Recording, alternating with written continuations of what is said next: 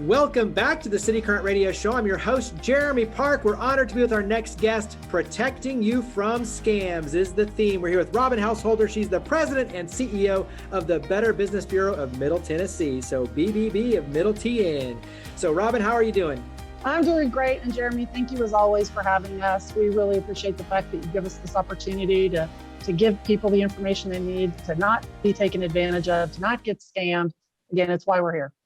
Well, hey, you are longtime cityCURRENT partners. We greatly appreciate all you do. Let's start with some context, then we'll dive into all the tips and recommendations and scam alerts. But give a little backstory on the Better Business Bureau in terms of the advocacy work you do and protecting consumers and representing businesses and making sure that they're on the up. Absolutely.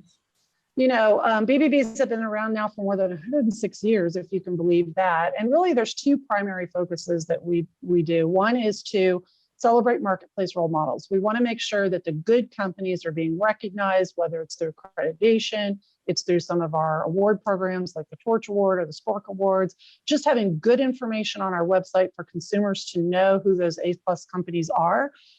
Do business with the right guy the first time, and you won't need us after the fact. The second piece of what we do is denouncing substandard behavior.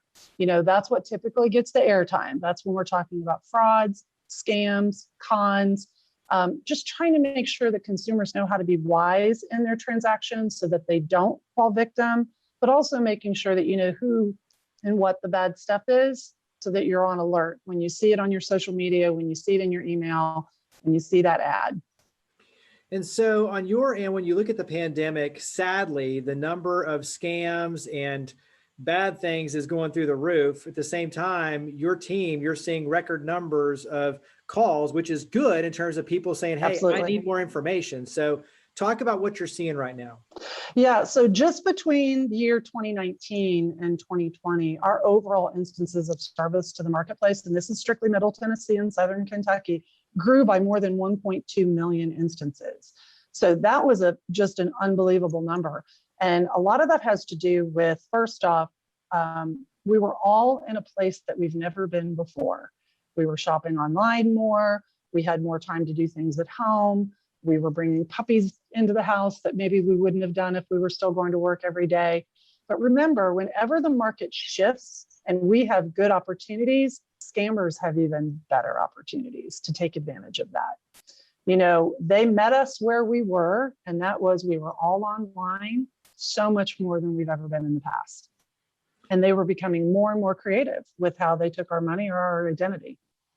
And I think to your point, you know, the sad thing is some of these you've never seen before. And so it's one, understanding what's going on and then figuring out, okay, how do we make sure that we protect the consumers and protect everyone, and then getting that information out as quickly as possible so that we stay ahead of it.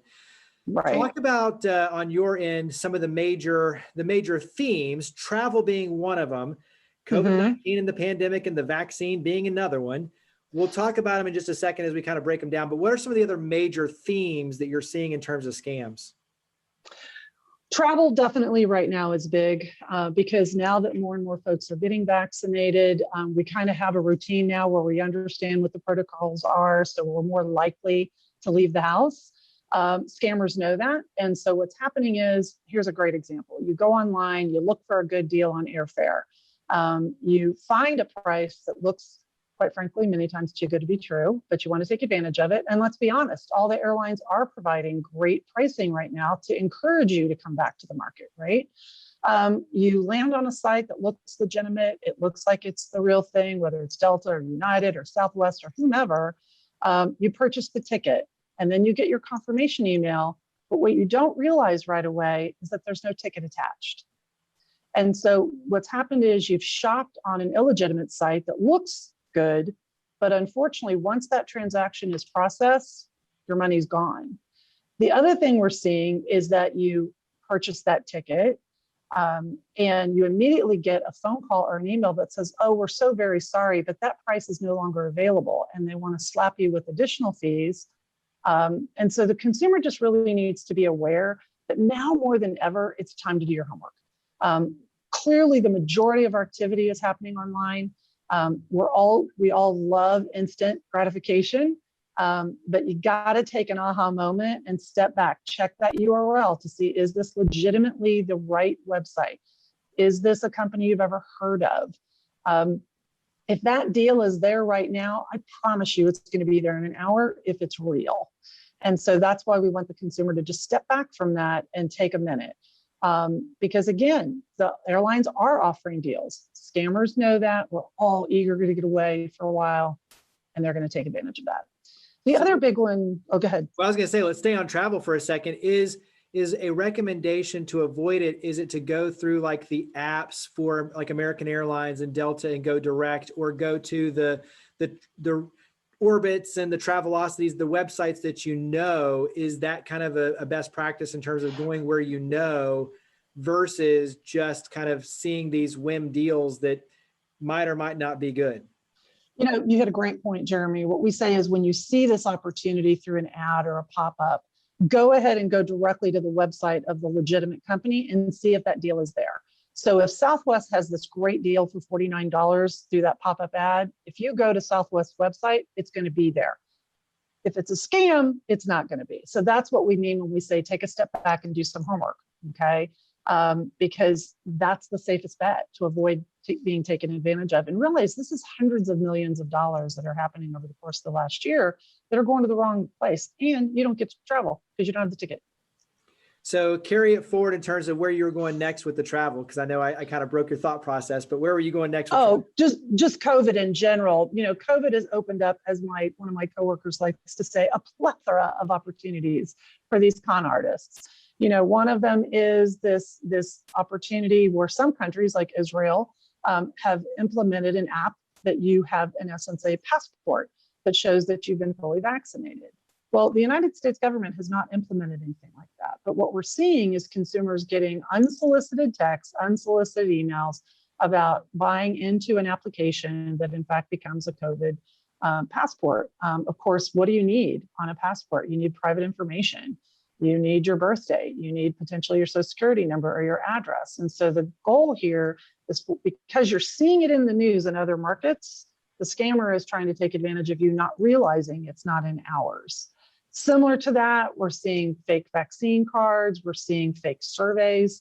As a matter of fact, I got a survey request just yesterday morning where you get something on your phone that looks really legitimate, that Pfizer or Johnson & Johnson or Moderna would like your feedback on your vaccine. Again, it's just a ploy to get your information. Pfizer, Moderna, Johnson & Johnson are not going to contact you. Your family physician will contact you about your experience with your vaccine, but not the maker of the vaccine. If they need you, you're going to be a part of a research project, not a part of a survey.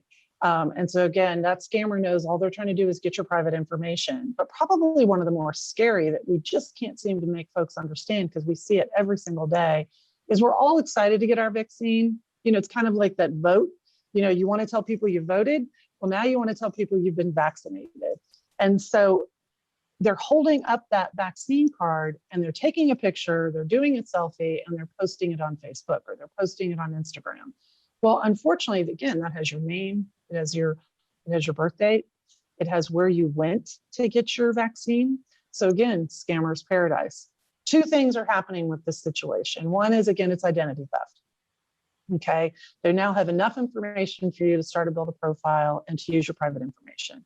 But the even scarier situation is there is a lot of black market activity happening right now with vaccine cards. Some people don't want to be vaccinated, but they want to give off the illusion that they have been, and they're buying bogus cards. And guess whose information they're using? They're using our information, those of us that have put it out on social media. We've even had reports of some consumers going to get their second vaccine and the database saying you've already gotten it because someone else has used the information on your card. And so again, social media is not the place to put your private information. If you want to tell folks that you've been vaccinated, there's all kinds of stickers and backgrounds and frames that you can use, but please don't take a picture of your name and your birth date and your location. That's just never a good idea. Yeah, that's so scary to think that, especially for those going to get their second shot and then showing up in the system as if they've already Yeah, received it. And to your point, just take a picture of you smiling, saying, "I've gotten my second vaccine. I'm good to go." Like that. That's all that you is so plenty have. enough. That is plenty Picture of enough. yourself is good to go. But carry that forward, because I think when you mention like the text messages and things like that, I'm curious because I'm even on my end getting so many just random text messages and, group text messages and all these fake links and this and that. I mean, it's out of control, but is there anything that can be done about those sort of text solicitations, especially that people are receiving? Is there anything that can be done? Well, a couple of things. First and foremost, ignore them. If it's a legitimate organization that you have a relationship with, whether it's a robocall or a text, they're going to find you if it's legitimate. If it's not, you're never going to hear from them again. There are different applications that you can get from your carrier to help minimize those robocalls and those texts. But one of our employees likes to say, "You're just not that special that you're going to be the one that always gets the survey." And she means that in the most positive way, meaning that, again, if it's a legitimate organization, they're not just going to canvass the area.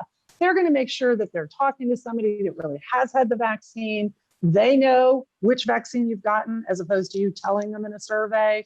And so, again, legitimate companies will call you back. Legitimate companies will email you. Legitimate companies that you've given permission to text you, that's all good. But don't even respond with a stop, because it just opens the door for more communications and more opportunities. Because what you've done when you've texted stop, you've validated that it's a legitimate phone number, and they're really happy about that. Yeah, to know that their stuff is getting to them. Yep. Yep. As much as you want to respond, don't respond. Just block the Just call. don't do it. And block that number. Carry it forward into one other either scam or something that's got your attention either recently or just kind of as an evergreen piece. But give me one more thing that's got your attention on scam alerts and just protecting privacy and protecting consumers. Sure. Well, one of the things that we're seeing right now is student loan scams. The Biden administration has done all kinds of they're talking a lot about student forgiveness, and giving students the opportunity to not have to pay all these loans back, given the financial burden that COVID has presented.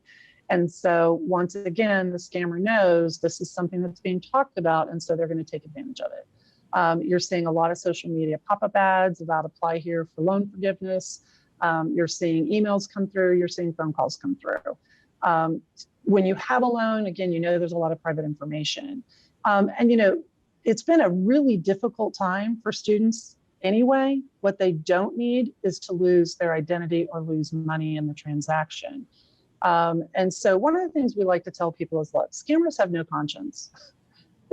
One person falling prey is a good day for them. Let's make sure you're not the one good person. The best thing that people can do is just be good consumers. Do your homework, do your research, check websites to see if it's legitimate. If you're getting a phone call about a survey or waiving your payments to your student loan, contact the company that gave you the money and find out if that's even an option. What we've got to do is stop reacting in immediate time. That's what causes the problems. And when in doubt, just call us. We'll walk you through it. We'll help you. We'll find out. We can do the investigation for you and find out if this is a legitimate opportunity. Jeremy, it's so sad because this all started with us in Middle Tennessee with the tornadoes, where we had fake FEMA companies and things like that. And so it's the same message. Just take a breath. Do your homework. Check the URL address. Is it really the company that you think you're shopping on? Is there a lockbox? Don't respond to unsolicited texts. All of those things. Just be a good, savvy consumer. We'll talk about now where we can go, website, phone number, because as you mentioned, we're the resource. So how do we get to the resource and make sure that we're protected? Absolutely. Just go to bbb.org.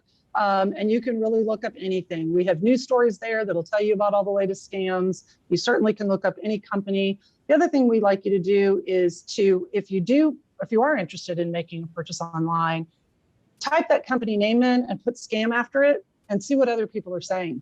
That's going to let you know. And then the other tool you can use is BBB Scam Tracker. So if you just go to bbb.org/scam tracker, it's really a tool for two reasons. One is you can see what's happening across the country. It's a heat map to know if scams are happening in your area and what the nature of those scams are. But it's also some place that you can tell us if you potentially have been taken advantage of, so that we can help make sure others are not.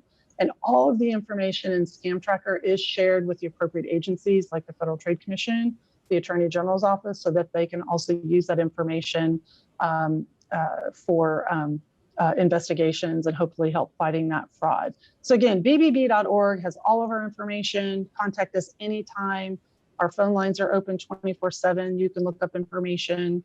And then, of course, we have offices in a variety of markets in Middle Tennessee and Kentucky. We have an office in Clarksville, an office in Franklin, an office in Murfreesboro, obviously here in Nashville. So you're always welcome. Just come in and see us. There's always at least one person there to help you out. Well, Robyn, greatly appreciate all you and your team do. Thank you for protecting us and keeping us safe. And thank you for being a wealth of good information. So thanks for coming on the show. Jeremy, thank you for having us. We appreciate you helping us spread the word.